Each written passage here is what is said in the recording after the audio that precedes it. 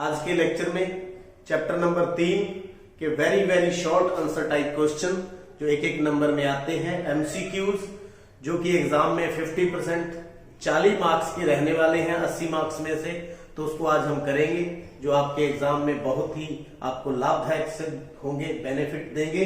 तो किस तरह के सम हो सकते हैं, उनकी टाइप्स है वो भी हम यहाँ पर डिस्कस करेंगे और आपको पूरी इसकी व्याख्या भी बताएंगे, एक्सप्लेन करके बताएंगे कि इनके आंसर ये किस प्रकार से आए। तो चलिए, दो चर वाले रैखिक समीकरण युग्म का जो पहला एमसीक्यू है, आफताब अपनी पुत्री से कहता है, 7 वर्ष पूर्व मैं तुमसे 7 गुनी आयु का था, मैं तुमसे 7 गुनी आयु का था।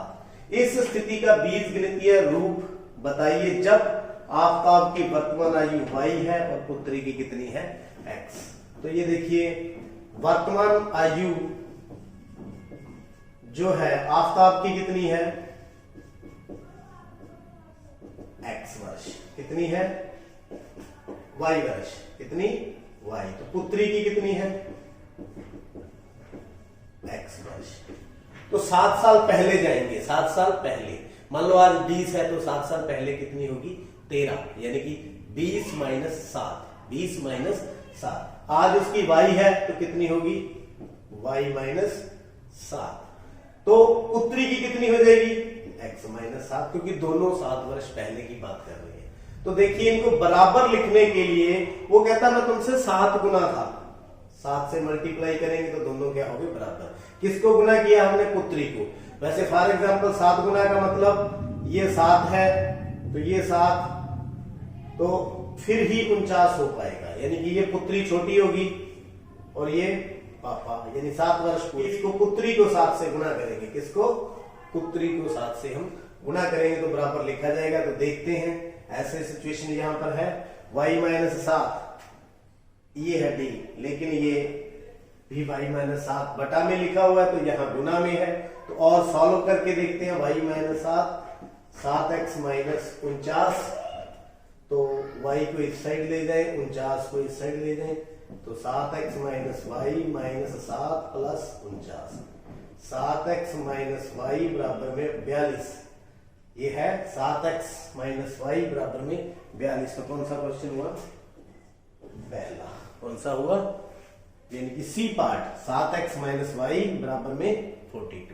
तो इस तरह से जो बीजगणित के अंदर किस प्रकार से हम अलजेब्रिक बीजगणितीय फॉर्म बनाते हैं, इस प्रकार से बनाते हैं। दूसरा क्वेश्चन, राम और श्याम ने 80 रुपए दान स्वरूप इकट्ठे किए, इस स्थिति का बीजगणितीय रूप।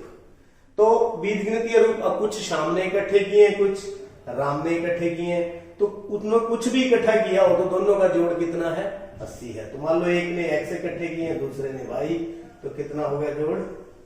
इसमें चाहे आप राम के y ले लो, चाहे राम के x ले लो। अगर राम के x हैं तो श्याम के कितने हो जाएंगे y, मतलब बीच में प्लस होना चाहिए और 2 वेरिएबल होने चाहिए, दोनों का जोड़ 80 होना चाहिए। तो देख सकते हैं आप, यहाँ माइनस है, माइनस है, माइनस है, यहाँ क्या है प्लस, तो answer is D, x plus Y बराबर में 80।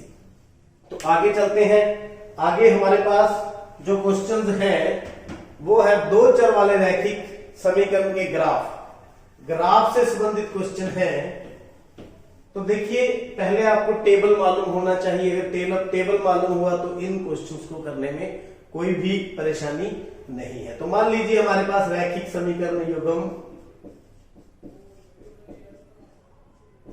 ये है एक और ये है दूसरा।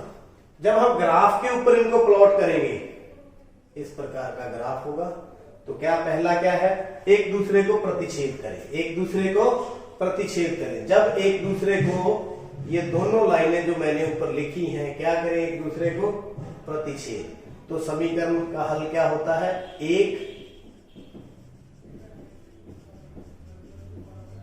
अद्वितीय हल।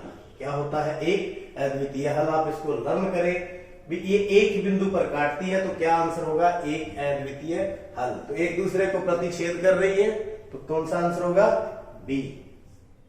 पहला है अनेक हल, दूसरा अद्वितीय हल, तीसरा कोई हल नहीं, चौथा दो हल। तो आंसर क्या है, आंसर अद्वितीय हल होगा। दूसरा, दो चरों वाले रैखिक समीकरण युग्म के ग्राफ में L और M दो रेखाएं एक दूसरे के संपाती हैं। संपाती का क्या मीनिंग है? संपाती का मीनिंग है ये होगी L, तो M भी इसी के ऊपर ही है, इसी के ऊपर है, यानी दो रेखाएं हैं, एक L और एक दूसरी M, ये एक दूसरे के ऊपर है। L और M संपाती क्या है? संपाती, एक दूसरे के ऊपर है, तो उसके क्या होंगे? अनेक हल। क्या होंगे? अनेक हल, यानी बहुत सारे हल, क्योंकि हल वही होता है जहां पर लाइनें काटती हैं। तो ये कितने बिंदुओं पर काटती हैं? बहुत सारे बिंदुओं पर काटती हैं, इसलिए समीकरण के अनेक हल क्या होते हैं? अनेक हल। तीसरा, ग्राफ आपके सामने दिया हुआ है, लिखने की बजाय ग्राफ के रूप में लिख दिया, तो यहां पर रेखाएं क्या है? समानांतर है। तो जब रेखाएं L और M दोनों क्या हो? समानांतर, तो उसका कोई भी हल नहीं होता, अर्थात कोई एक कॉमन बिंदु नहीं आता जिससे हम हल निकाल सके। तो कोई भी इनके बीच में कॉमन नहीं है, तो क्या आएगा? कोई हल नहीं है, कोई हल नहीं है। आगे क्वेश्चन नंबर 6, समीकरण युग्म 5x + 2y = 16, 7x - 4y = 2 में हल होंगे। तो देखिए ये हमारे पास दो जो स्टैंडर्ड फॉर्म है इसकी दी हुई है। तो अगर यहां पर जो स्थितियां आती हैं, तो a1 बटा में a2 नहीं बराबर किसके? b1 बटा में b2, तो क्या होता है? तो एक अद्वितीय हल होगा। तो एक अद्वितीय हल होगा। अगर ये बराबर में इनके जो अनुपात है आ जाते हैं, बराबर में आ जाते हैं दोनों, यानी यहां पर a1 और a2 b1 और b2, तो तीसरा निकालेंगे c1 बटा में c2, तो ये कांस्टेंट टर्म यहां पर देखी जाएगी, तो अनेक हल होंगे। तो समीकरण युग्म के अनेक हल होंगे। तीसरा, a1 बटा में a2 दोनों बराबर है, लेकिन तीसरा बराबर नहीं है, तो क्या होगा? कोई हल नहीं है। तो यहां पर स्थिति हम चेक करेंगे। ये हमारे पास एग्जाम्पल है, जो हमारे पास सम है उसको हम देखते हैं इसमें कहां फिट बैठता है। a1 की वैल्यू यहां पर कितनी है? 5, b1 की वैल्यू कितनी है? 2, और c1 की वैल्यू, c तभी आएगा जब 16 को माइनस में ले जाए, कंपेयर कर पाएंगे तो माइनस के 16। a2 कितना है?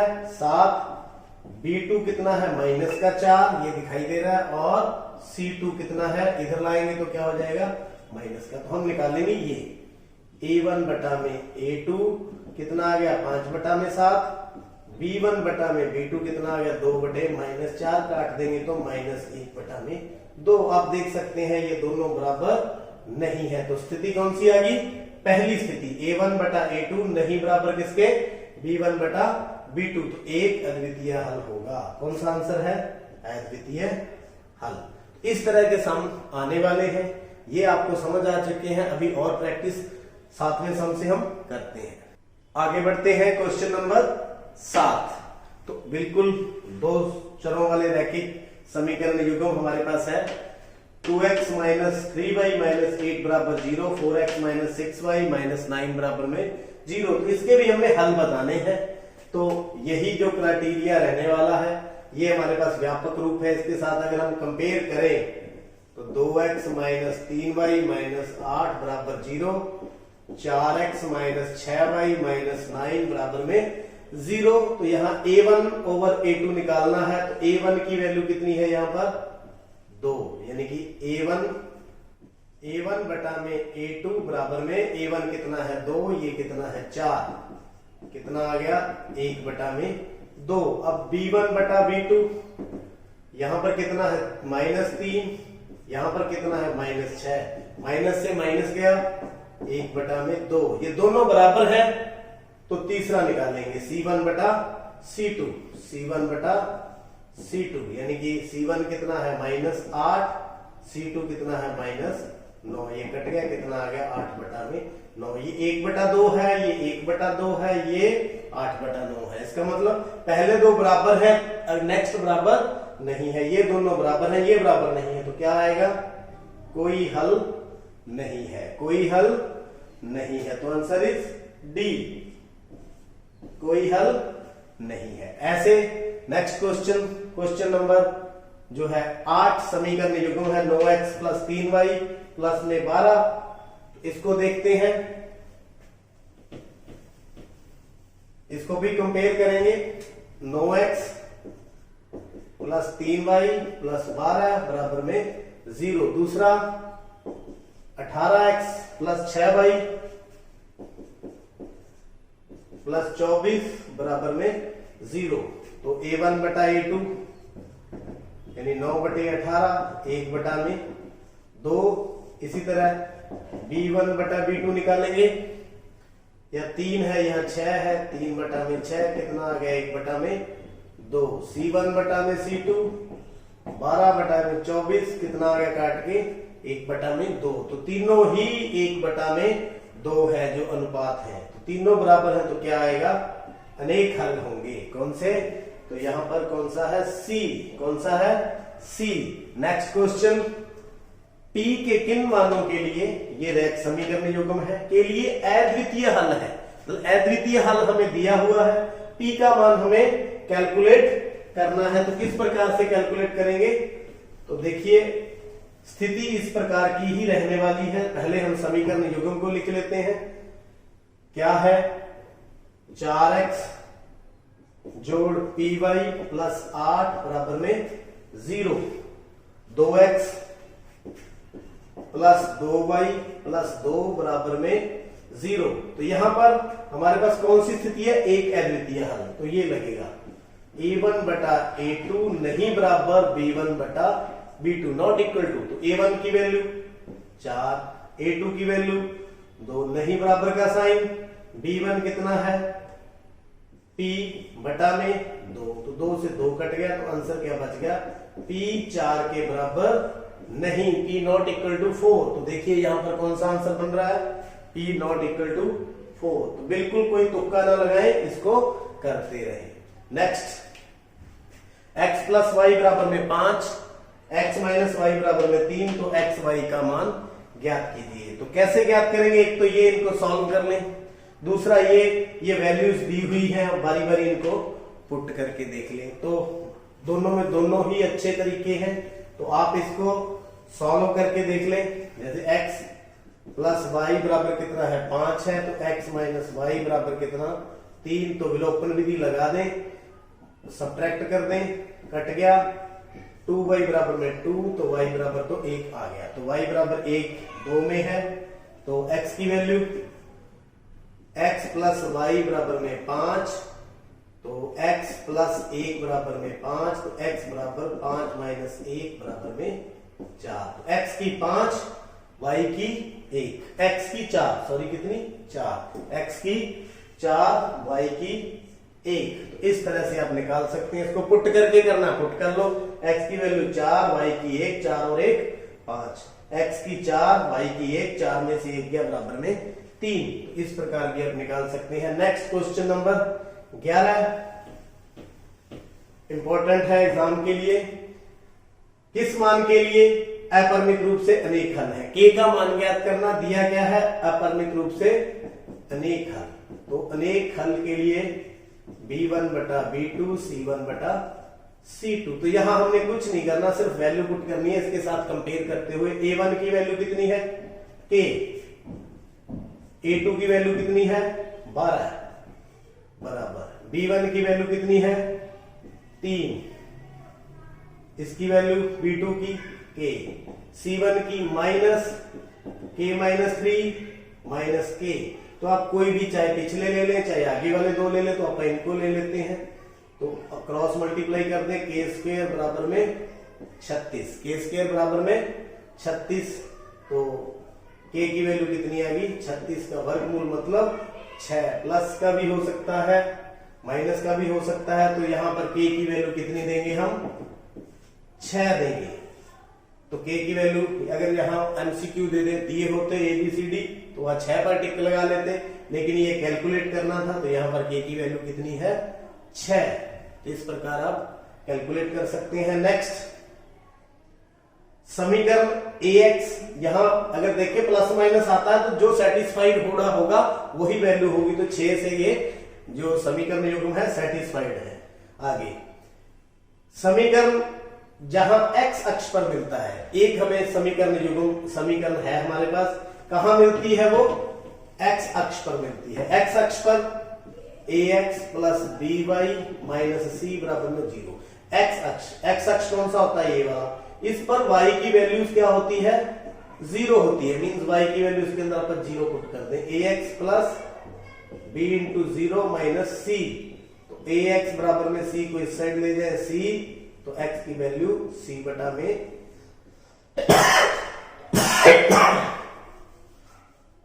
तो x की वैल्यू c बटा में a, तो c बटा में a x की है तो y की कितनी है 0, c बटा a और 0, ये माइनस है, ये गलत है, ये x0 दे रखा है, ये दोनों गलत है, तो ये डी आंसर होगा। कौन सा आंसर होगा, डी आंसर होगा। आगे चलते हैं question number 13। Question number 13, x और y दोनों का जोड़ 14 है, अंतर 4 है। x प्लस वाई बराबर 14, x माइनस वाई बराबर में 4, तो सब्ट्रैक्ट कर दे, विलोपन विधि लग जाएगी। इनके कोफिशिएंट बराबर हैं, y और y, 2y बराबर में 10, तो y बराबर कितना आ गया 5, तो y 5 है, x भी निकाल लेते हैं, तो x प्लस वाई बराबर में 14, x प्लस 5 बराबर में 14, तो x की वैल्यू 15, 14 माइनस 5 कितनी आ जाएगी 9, यानी x 9 y 5, ये रहा B। कौन सा आंसर है, B।